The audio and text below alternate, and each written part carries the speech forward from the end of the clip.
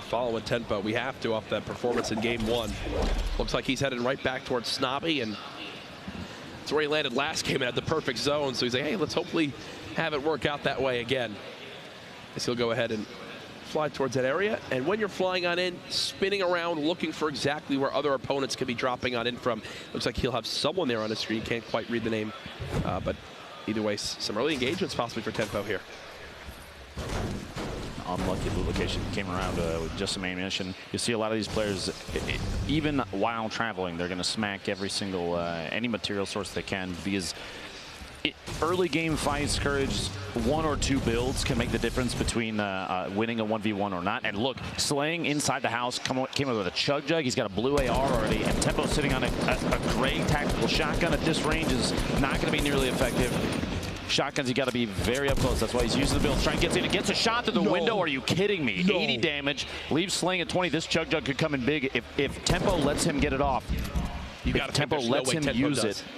But Tfue's got to push. Remember, he's only got 30. He's been tagged twice already. But this AR does 33 damage. So Tfue still has 34 health, meaning Slaying is to hit 2 bullets.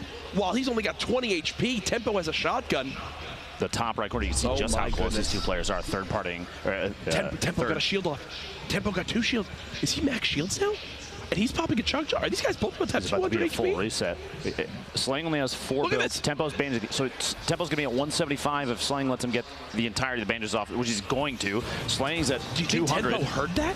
I can't tell if Tfue heard that. The trap placement. Hopefully Tfue heard that and does not push through the window. He's only got 8 bullets. Forget everything else. He's only got 8 bullets. He's got to hope against his limb right here. He's out of ammo. He's out of ammo. He's dancing around. He's got at least a gray pistol. That's his last line of defense. He's got to push. And Tfue gets the elimination. And you see, no. Can't believe it. Somehow, in the 2 rooms these guys loot, they each get max shields and a chug jug. Here's Nick Merckx early on, facing off against Ryan Rex. The dual pistols. Okay, Nick, earning an early limb. One of the first of the game. At that point, there were only 97. There were 97. So that was 98th place. 84 left right now, though. 2 minutes and 14 seconds until the circle moves. This is kind of a northeast, a centralized northeast main circle, which means a lot of players, regardless of where they dropped, maybe only flush factory at this point, or even lucky landing potentially because of the path these players are going to have to take.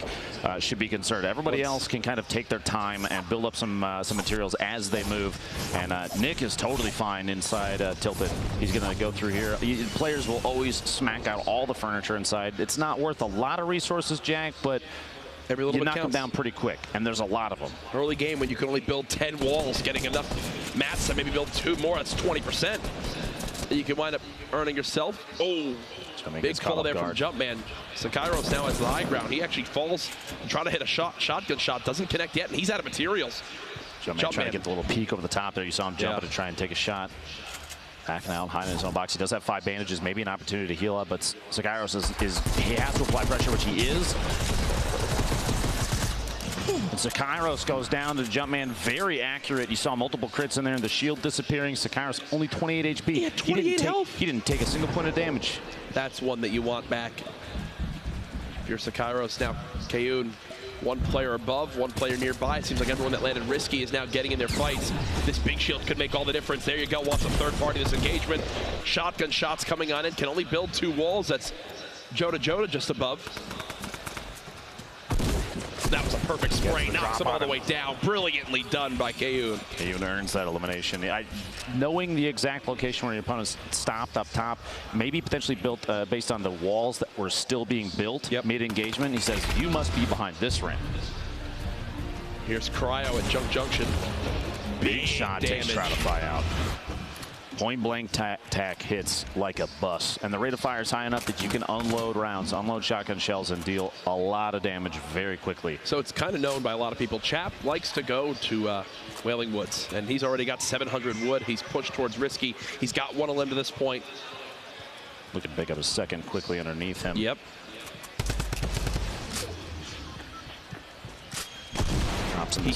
He hears the double barrel. Now that it's been shot once, I think this is Chap's green light to go for this. Trying to stop him from getting the reload off. Chap continuing to spray on down. Drum gun in hand, so darn good for shredding these walls. He doesn't have a ton of ammo. Does take a pretty healthy hit right there. Ooh.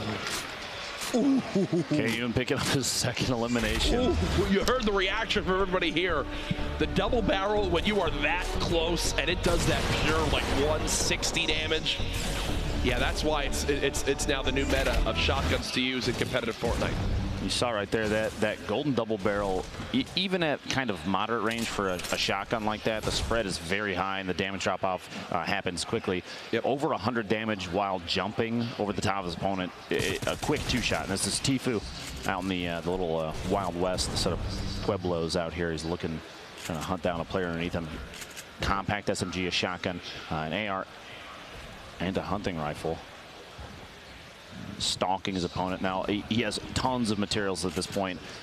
We've seen players start to favor this drop out here because the larger rocks, Courage, come away with. Wow, what a shot! Yep. Tfue picks up his second elim. Those large rocks, like I was saying, they have 50+ brick in them, and they only take a few melee hits. He was blind from Cloud9, one a limb to this point. Again, you see immediately how these players just begin to break down structures when they realize they have so little materials. Whoa.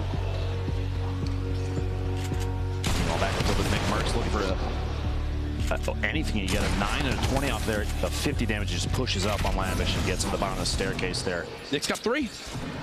Nick's got 3 limbs. That's a point for Nick Merckx, putting him on the board as well. And it looks like he wants to go for more. He's not done yet. Airco, a player we've seen a number of times in the past. It looks like Nick Merckx might be getting third-party multiple players here in Tilted as he's trying to back out of this engagement, saying the position I'm in right now, he's getting shot from above. It's not good enough to go for an engagement that somebody already has the top down on him. You see in the feed, Tyler's getting double flower out. Here's a derp going down to a 189-meter rifle shot, but Nick found a chug jug. Nick's like, sure, I'll take that. That sounds good to me, my friend. And Nick is one of the best players at navigating Tilted, right? Knowing the ins and outs, the little escape routes you can have right there, just sneaks away in towards this new building. Uses that chug jug to get to max HP. This is Crunch, who we highlighted a little bit back in game 1 with his quick edits and his fast building. And right there, shows off the edit power, gets that a limb.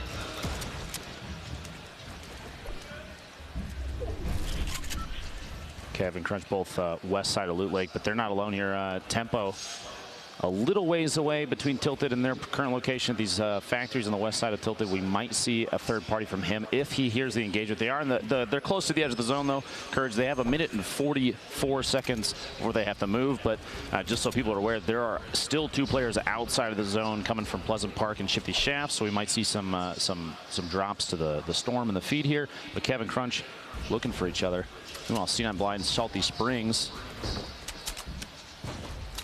locks himself in. He's listening, and the turbo build's going to protect the wall. He just has to hold down left mouse click while his opponent's trying to smack it out. He still owns it, so he can edit his way out, and he's gonna use that to his advantage. A lot of the structure, I believe, is still his, so he can edit these. But his opponent, like we've seen a number of times, they're gonna smack him out. They're gonna use a pickaxe, replace it, so they take control of the wall. They decide when the hole is open. Should be a cleanup. You think 162. 162. Okay, well, now that he knows that this player's got under 40 HP, he just wants this, and that's what you talk about with him owning a lot of these walls. He can edit through. Here's another engagement. Can he clean up the limb? There it is. That was NRG Kasid who gets cut down. Blind's got to feel good about that, especially after last round. I love seeing these players improve on their own gameplay, but Double Flowers stuck inside the house, already super low HP, walks in on Flowers, trying to use turbo build to keep his opponent out, but it wasn't fast enough, and he had already been through the wall location, gets a shot off, a very easy elimination just because of the low HP of Flower already.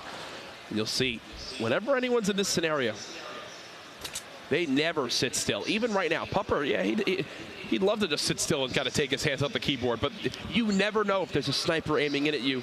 Always strafing, always making sure he's not an easy target. We'll take a couple pop shots, and you hear that? Speaking you literally hear that? The reason Whoever just shot that sniper, thank you for making my point. Giving credibility to courage just by a single sniper shot. When you're playing in these games, even at home, in any match, you always have to think with the mindset that there's a sniper watching me. Even if there's not, always think that there could be. Because again, those third-party opportunities, someone's hunting, someone's watching at all times. Colton, the winner from our first heat, goes down to Jumpman's tack shotgun. My apologies, double barrel up close there, and Jumpman's going to top off. Very edge of retail, very edge of the safe zone. Yeah, 3 eliminations. That's a point. He doesn't have to move very far. 47th Architect. You think he's in a great spot here, but he is quite low on AR ammo. And the zone's moving. He has to decide whether it's time to engage, which it looks like his opponent says it is, and Frankie gets the elim. His 47th trying to move out. And that's actually Frankie's 3rd elimination. That's a single point for him, which already puts him in a fantastic spot. His loadout is actually exceptional right now, too. 2 full shields. He had a bolt action. But he's got so little HP in the zone. That's the thing. He's got to move. He still has a minute. The zone still has a minute to push. So he's got to run so far. There's people nearby. Nick's got someone just above. I think he'll break down wheels here any second. This could be another elimination for Nick Merckx, which would put him at 4. And he still has a campfire to use, so even though he's in the zone, he's still in an okay position. Trying to match the building of wheels. They're on the same level now. Nick trying to swap to that shotgun. There's the elimination. Shot on wheels. Nick Merckx hasn't been stopped yet, folks. He's got a med kit, too. He's in a great spot to keep on moving with the zone. He's actually, looking at the map, he's relatively far out. He has quite a ways to go. He's still all the way across Dusty. Hopefully there's more than one med kit there, or maybe he has a launch pad, because otherwise he's in a tough spot. Yeah, he most certainly is. Pupper. Now remember, when this zone closes, it's going to start hitting even harder. Is this the second? Is this the second? Yeah. This player's now trying to med kit to stay alive here. Pupper getting chunked on down. He's got to stop and use this med kit. It's hitting for 2. Cut off. This means it's a 1v1 fight, and he doesn't have any eliminations left. So no matter the outcome, no points. Both of them drop. Melo goes down as well. You see all their loot sliding down the ramp. The Storm is quite good at getting eliminations, and you see it there over towards Hysteria. Just took down Yo-Yo. Keep it up. That's his first elimination of the game. Now, this is actually Hysteria's 3rd time through the qualifiers. He played through all the heats before this and has done very well in those, but each qualifier he's gotten very close. I remember overhearing he got to 11th place multiple matches, I believe, yesterday, which is just one spot short of getting even just a single point, which could have put him in on Monday. This is where the little huts begin to get built. The 1x1s, the little bases to hide on in. Over to Cristo.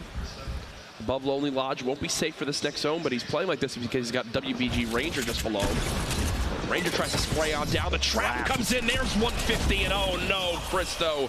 A little bit of a panic there. It looked like, I don't know if you noticed, was he attempting the rift to go his way out of there just at the last second of the trap damage? Possibly, as now Kayun thinks he's got a free elim opportunity in a 3rd party. What he doesn't know is that that player below took 0 damage, so they're both around the same amount of HP. And as a player, Lupo, you can sometimes use that to your advantage. Play mind games to your opponent. Oh, he thinks I'm weak because I've gotten this engagement. Meanwhile, he's still more than ready to fight again. Remember, too, if that trap is still in there, an opportunity for a lot of damage. A lot of AR ammo being used. Keep an eye on the amount that Kayun has. Just about one and a half clips left. I believe if Ranger makes it to Monday, that's the 4th player for WBG that would make it through, which is incredible. It's an excellent roster. Nick Merckx in the feed takes C9 blind out. Jeez, Nick Merckx is a man on a mission. 5 elims, that's 2 points already. That might lock Merckx in for Monday. Oh yeah, no, Nick's in a brilliant position because he had elims last game too. Here's Fade in a little build battle around one of these houses. Stops Joshua right there. Once he gets the high ground, he just goes with a quick shotgun shot. That heavy, so darn good when you get the headshot crit. And this is from Ranger's perspective. Drops him down, places the trap, edits the wall above him, swaps to the shotgun. It happens so quick, but every single one of those actions was calculated. A much deserved limb right there. Is he gonna go for this? Is he going to go for this? Oh, gets almost one of the most aggressive launch pads we've seen so far. He's trying to get the drop in on him up top. The reason he went for it, or potentially went for it, is because the opponent at the top of the tower got 6. He was already in an engagement, so he kind of had the drop on him. But there's 3 players in this box. Triz is nearby, 2 across the street. Nick Merckx, like you said, was 6 eliminations. Leading this game. What an absolute beast. He's blind in second, and the limbs is already out. This one, Nick trying to break through these walls. He's made it up through. The spray with the drum gun isn't enough. No! Just short of the 7th elimination. That would have been 3 points there. I'm surprised he didn't swap to the heavy shotgun. I think he was hoping that maybe the drum gun spray would have been enough, but if he's got the heavy shotgun right there, I think Freak's dead 10 times over. Potentially, or even a trap play in that situation. They were in the same box. If he owned a wall, there were a lot of options. JP2 from Luminosity Gaming. We've seen him play with Cypher, I believe, before. Chris from C9 and 5. Minigun, Freak, panic building. The minigun shreds if you land some of those hip fires. Now, we saw yesterday, though, the minigun kind of biting back a little bit against players that decided to use it. Multiple engagements in a row, Courage, where minigun just didn't work out. Look at Chris. In the right hands, it's powerful. Wants this fight so badly. The one thing Freak can do, maybe use this heavy shotgun. And Chris gets the elim. Geomach still alive. If you've never met Geomach in real life, I'm pretty sure he's 8 foot tall. That's real. We'll have to stat check that one, Courage.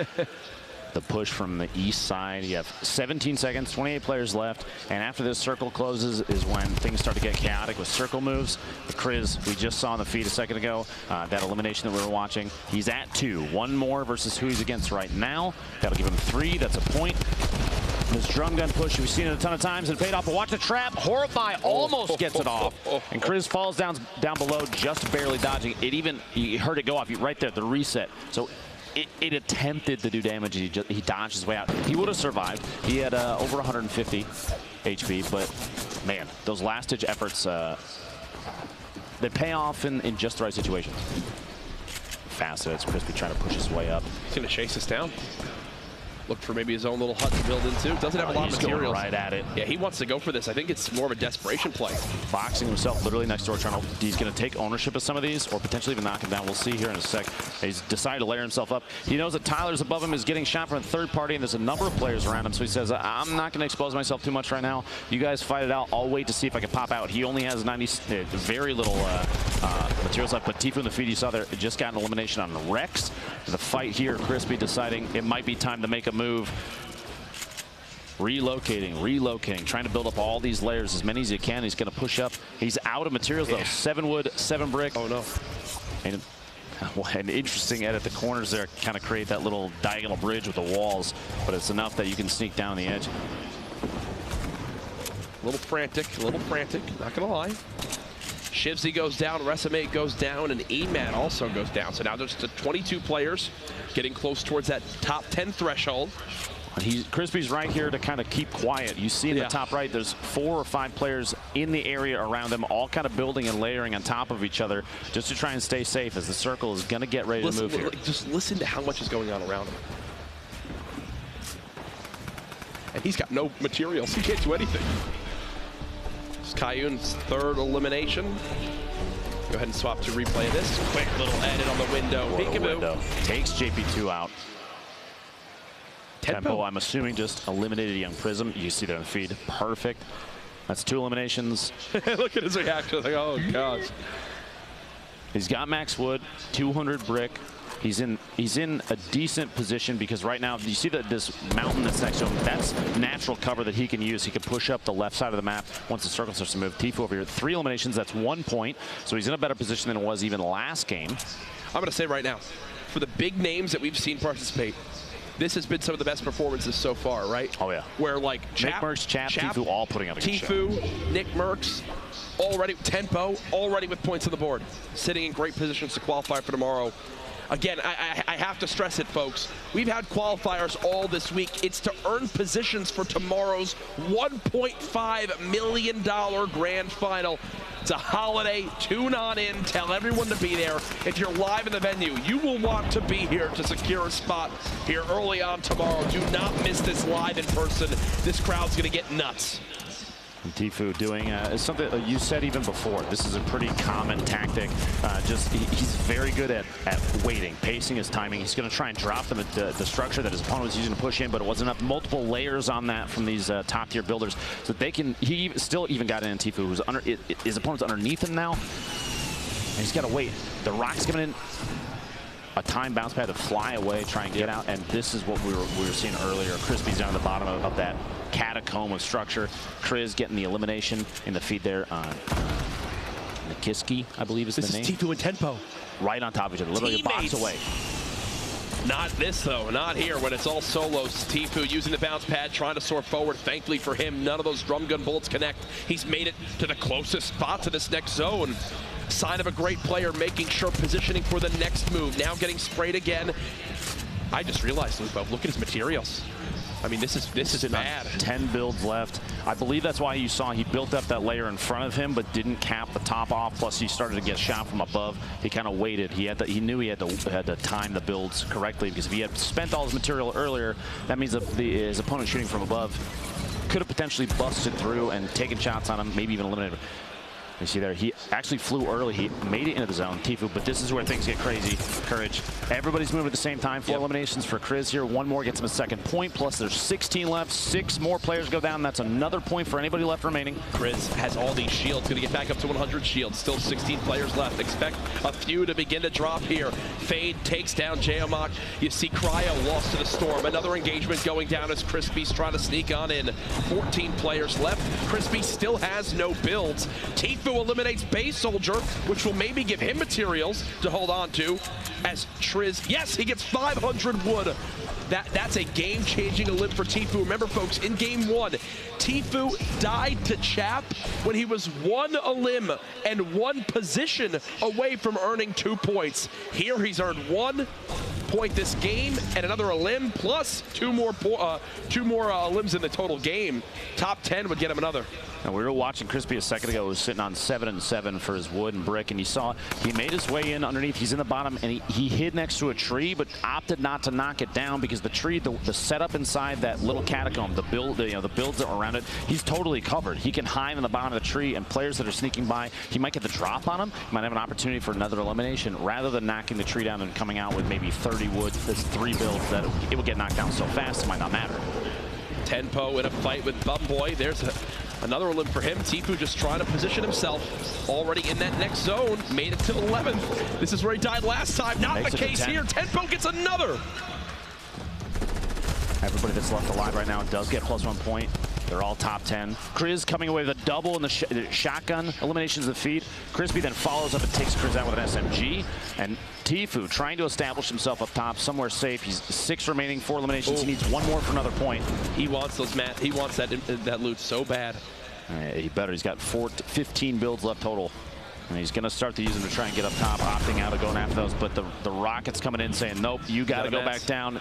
Now's the time to try and make a positional decision. He's got to go down. That's exactly what he's going to do. He doesn't want to take too much fall damage. He's going to push in the zone. He's in the bottom fighting now. Tfue gets another one. That's 5 elims. Makes it to top 3. 2 left. All the loot's falling to Tfue. He's trying to drop on down. Can he drop his opponent in time? Tfue spraying out the build. Here he goes. Are you kidding me? Tfue with the win and the pop-off celebration. Dramatics in the final moments there. Tfue, a heartbreaking game 1, gave him the fuel to turn up there in game 2. He's dropping. You see TNT Rain trying to get the shot off on the way in. An incredibly long drop, 2 eliminations for him. He did make it to second. That's 2 points still, which is, I mean, that potentially puts him in placement for Monday. Yeah. Right. But Tfue, what a game. He's feeling very good after that. You love to see the emotions there, the pop off. He doesn't have a window to jump out of like he normally does. I almost expected him to try and find one. Right. It's either way, you look at it right there, and we talked so much about materials. Doesn't panic, and it's on down. Players begin to fall because we talk so much about how awkward it is going up mountains there. Oh, yeah. They had to go down